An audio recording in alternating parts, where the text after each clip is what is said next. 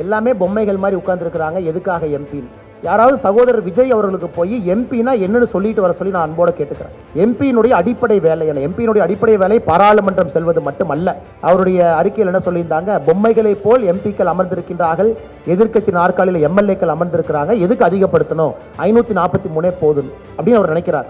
யாராவது சகோதரர் விஜய் அவருக்கு போய் சொல்லணும், 8.5 கோடி மக்கள் தொகை இருக்கக்கூடிய யூகேல 650 எம்பிக்கள் இருக்கிறாங்க ஹவுஸ் ஆஃப் காமன்ஸ்.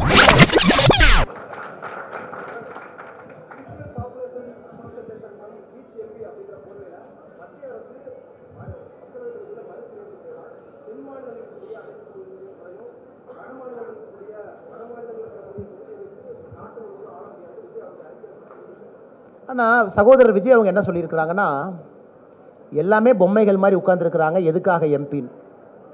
யாராவது சகோதரர் விஜய் அவர்களுக்கு போய் எம்பினா என்னன்னு சொல்லிட்டு வர சொல்லி நான் அன்போட கேட்டுக்கிறேன். எம்பியினுடைய அடிப்படை வேலை என்ன? எம்பியினுடைய அடிப்படை வேலை பாராளுமன்றம் செல்வது மட்டுமல்ல. அவருடைய அறிக்கையில் என்ன சொல்லியிருந்தாங்க? பொம்மைகளை போல் எம்பிக்கள் அமர்ந்திருக்கின்றார்கள், எதிர்க்கட்சி நாற்காலியில் எம்எல்ஏக்கள் அமர்ந்திருக்கிறாங்க, எதுக்கு அதிகப்படுத்தணும்?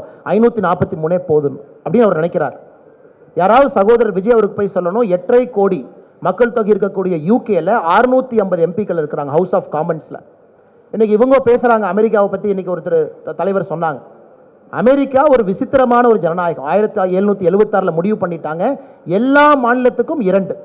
நீ பெரிய மாநிலமாக இருந்தால் 2 செனட்டர், சின்ன மாநிலமாக இருந்தால் 2 செனட்டர். இன்னைக்கு ஒருத்தர் கேட்குறாரு, எல்லாத்துக்கும் 2 கொடுக்கலாம்.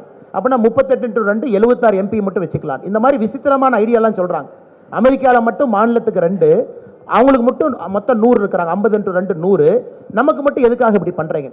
இந்த மாதிரி நிறைய விசித்திரமான அறிக்கைகள் இன்னைக்கு நாங்கள் பார்த்துக்கிட்டு இருக்கிறோம். எல்லோரும் புரிந்து கொள்ள வேண்டும், இன்னைக்கு நம்ம முன்னாடி இருக்கக்கூடிய பிரச்சனை, ஒருவேளை எம்பிக்கள் அதிகமாகும் பொழுது விகிதாச்சார அடிப்படையில் கொடுக்குறோன்னு நாம சொல்றோம், மக்கள் தொகை அடிப்படையில் ராகுல் காந்தி சொல்றார். அதைத்தான் முதலமைச்சர் விவாதித்திருக்க வேணும். பிஜேபி சொல்றது கரெக்டா, காங்கிரஸ் சொல்றது கரெக்டான விவாதிச்சிருக்கணும் தவிர இல்லாத ஒரு விஷயத்தை முதலமைச்சர் அவர்கள் பேசியிருக்கூடாது.